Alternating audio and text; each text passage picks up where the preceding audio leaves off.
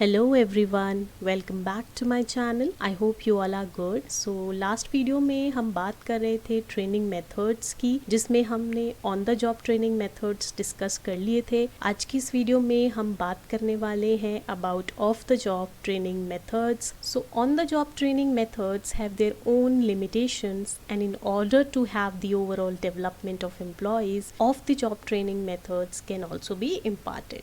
अब जो भी हमने ऑन द जॉब मेथड्स पढ़े थे लास्ट टाइम, उनकी कुछ क्या होती है, लिमिटेशंस होती है, तो उस वजह से ऑफ द जॉब मेथड्स को प्रेफर किया जाता है. ठीक है. So the methods of training which are adopted for the development of employees away from the field of job are known as off the job methods. वो सारे methods जो कि अडॉप्ट किए जाते हैं एम्प्लॉयज के डेवलपमेंट के लिए और जो कराए जाते हैं आपकी वर्क प्लेस से काफ़ी दूर, तो उनको हम off the job methods of training कहते हैं.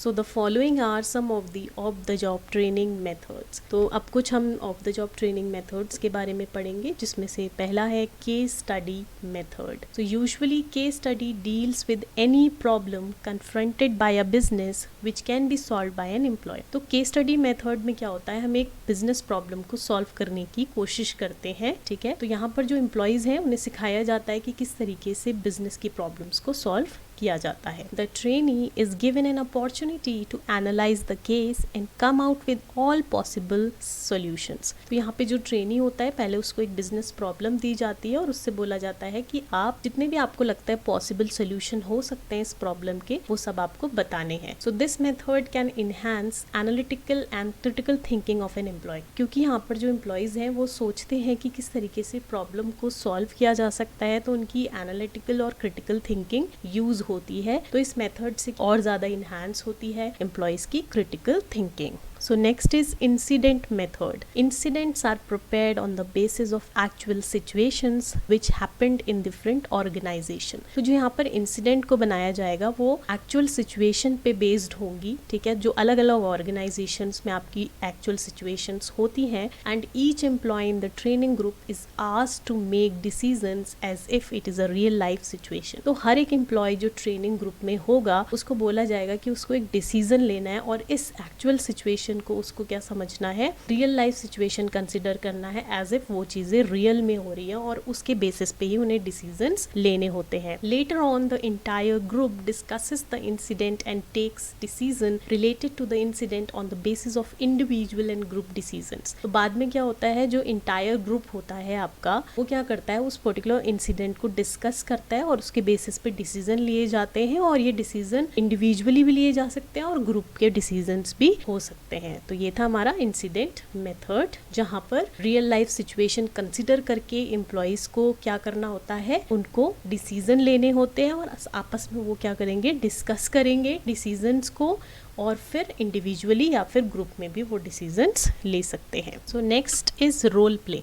So in this case also a problem situation is simulated asking the employees to assume the role of a particular person in the situation. तो यहाँ पर भी employees को एक situation दी जाती है और उनसे बोला जाता है कि आप इस situation में एक particular role को assume करोगे और इसका solution provide करोगे. तो जब participants interact with other participants assuming different roles, तो यहाँ पे जो participants होते हैं वो दूसरे participants के साथ interact करते हैं और अपने अपने role को assume करते हैं. So the whole play will be recorded and trainee gets an opportunity to examine their performance. अब जितना भी रोल प्ले होगा उसको रिकॉर्ड किया जाता है और ट्रेनी को एक अपॉर्चुनिटी दी जाती है कि वो खुद के परफॉर्मेंस को एग्जामिन कर पाए. तो यहाँ पर भी वही हो रहा है कि एक सिचुएशन दी जा रही है और एम्प्लॉयज से बोला जा रहा है कि वो एक पर्टिकुलर रोल को अज्यूम करे और उस प्रॉब्लम को सॉल्व आउट करने की कोशिश करे. पार्टिसिपेंट्स आपस में इंटरैक्ट करते हैं और डिफरेंट रोल्स अज्यूम करते हैं और जितना भी रोल प्ले है उसको रिकॉर्ड किया जाता है और ट्रेनी को एक अपॉर्चुनिटी मिलती है कि वो परफॉर्मेंस को खुद एग्जामिन कर पाए. So next is business games. According to this method trainees are divided into groups. तो बिजनेस गेम्स में क्या होता है, जो ट्रेनीज होते हैं उन्हें हम ग्रुप्स में डिवाइड करते हैं and each group has to discuss about various activities and functions of an imaginary organisation. तो जितने भी लोग उस ग्रुप में होंगे उनको अलग अलग एक्टिविटीज और फंक्शंस के बारे में डिस्कस करना होगा और उन्हें ये समझना होगा कि वो एक इमेजिनरी ऑर्गेनाइजेशंस के एक्टिविटीज और फंक्शन के बारे में डिस्कस कर रहे हैं. तो वो क्या क्या चीजें यहाँ पर डिस्कस करेंगे, वो डिस्कस करेंगे प्रोडक्शन के बारे में, प्रमोशन, प्राइसिंग, ठीक है,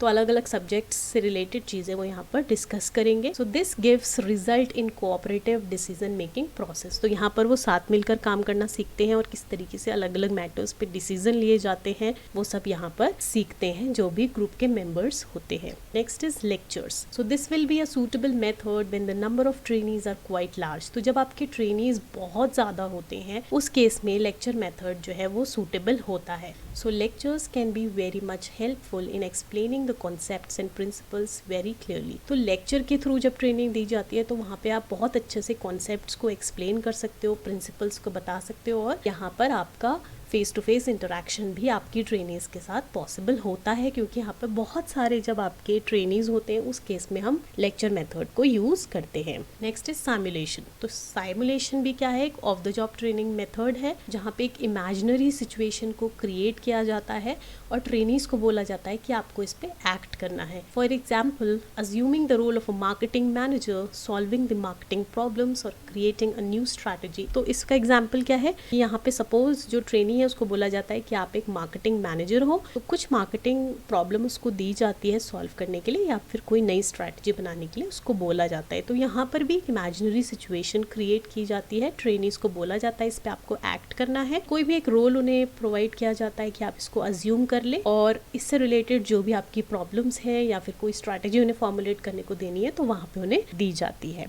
So next is management education. At present, universities and management institutes give great emphasis on management education. तो आज की अगर हम बात करें तो यूनिवर्सिटीज और मैनेजमेंट इंस्टीट्यूट जितने भी हैं वो ज़्यादा emphasis कर रहे हैं आपके मैनेजमेंट एजुकेशन पे। So many management institute provide not only degree but also hands-on experience having collaboration with business concerns. तो आज क्या हो रहा है कि जितने भी मैनेजमेंट इंस्टीट्यूट्स हैं उन्होंने कोलैबोरेशन कर रखा है अलग अलग बिजनेस कंसर्न के साथ, तो वो स्टूडेंट्स को हैंड्स ऑन एक्सपीरियंस प्रोवाइड कर रहे हैं साथ साथ डिग्री के। तो वो बहुत अच्छी बात है जहाँ पर जो स्टूडेंट है वो सीख रहा है कि किस तरीके से एक्चुअल वर्किंग एनवायरनमेंट में भी काम होता है, तो यहाँ पे उसे एक्सपीरियंस भी साथ साथ मिलता है। So next are conferences. Meeting of several people to discuss any subject is called conference. तो यहाँ पर बहुत सारे लोग आपस में मिलते हैं और डिस्कस करते हैं कोई भी सब्जेक्ट पे। यहाँ पे जितने भी पार्टिसिपेंट्स होते हैं वो किस तरीके से कॉन्ट्रीब्यूशन देते हैं, अपना जो आपका टॉपिक है उसको एनालाइज